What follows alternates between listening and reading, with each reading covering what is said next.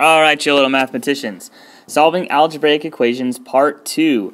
Now we're going to learn how to solve equations that contain multiplication and division. So, remember this from the last video. Equations are like scales that need to be balanced. So, for an equation to be true, both sides have to be the same. So, if we change one side of the scale, we must change the other side in the same way in order to keep the scale balanced. In other words, what we do to one side of the scale, we have to do to the other as well. Before we get into doing this mathematically, I just want to sort of think about this intuitively, using our common sense. So, let's look at this scale, or this balance, or this seesaw. It's perfectly balanced. There's the same amount of weight over here as there is over here. Here we have 10 blue marbles, and over here we've got 2 boxes of marbles. We don't know how many marbles are in the boxes, right? Because we can't see in. But I do know, if I take off one of the boxes from over here, I'm removing half of the weight on this side of the scale. So if I've done that, in order to keep the scale balanced, I have to remove half the weight from this side. Since there were 10 marbles to begin with, I'll have to take off 5 of them. And now you can see that there are 5 marbles remaining. 1 box and 5 marbles. So to me that says there are 5 marbles in this box, right? Now again, of course, we won't always see this as a drawing, but we can represent this situation algebraically. We can say there are X marbles in each box. I don't know how many, some number, X. And we've got 10 marbles over here. So 2X equals 10. How do we know it's equal? Because the scale is balanced. If it was tipping one way or the other, it wouldn't be equal, but it's perfectly balanced.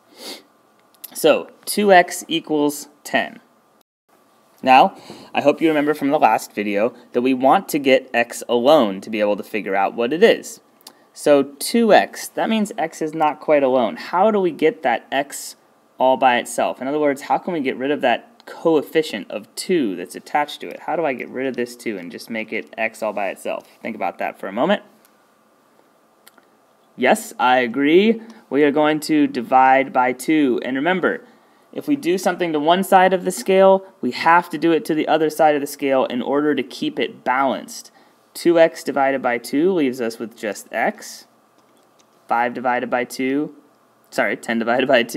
gives us 5, which is the same answer we found out on when we were looking at the picture of the balance. X equals 5. And like all good mathematicians, we always want to check our work, so we'll plug in 5 for x just to make sure that we did get the correct answer. So let's see, this was our original equation. Is it true that 2 times 5 equals 10? Yep, it's true. Checked our answer, so we're good to go. And again, just like in the last video, the operation we're going to perform in an algebraic equation is always the opposite, or technical term, inverse, of the operation that we are given. So, in this case, we're given multiplication. Remember, when a coefficient is just attached to a variable, this means 4 times x. We're given multiplication, multiplying x by 4, so we are going to do division and divide x by 4. And of course, like I was saying before, what we do to one side, we must do to the other. We're left with x equals 24 divided by 4, which is 6. Then, of course, I want to check my answer. If I take 6 and plug it in for x, do I get 24? Well, let's see. 4 times 6 does equal 24. I've checked my answer, and I can see that it is correct. X equals 6. And here's a scenario in which we are given division as the operation. This says a divided by 3, right? A fraction is really just a division problem. So a over 3 or a divided by 3 equals 7. So if we're dividing by 3, what we need to do to each side is multiply by 3. Now if we multiply this side by 3 over 1 and this side by 3 over 1, sorry, it's getting a little squished on here, we'll get 3a over 3, because multiplying a fraction, you just multiply numerator to numerator and denominator to denominator. And over here we will get 21. So 3a over 3 equals 21. 3a divided by 3 is just a. a equals 21. Now we can plug our answer back in. Let's see, is it true? From what I started with, is 21 divided by 3 equal to 7?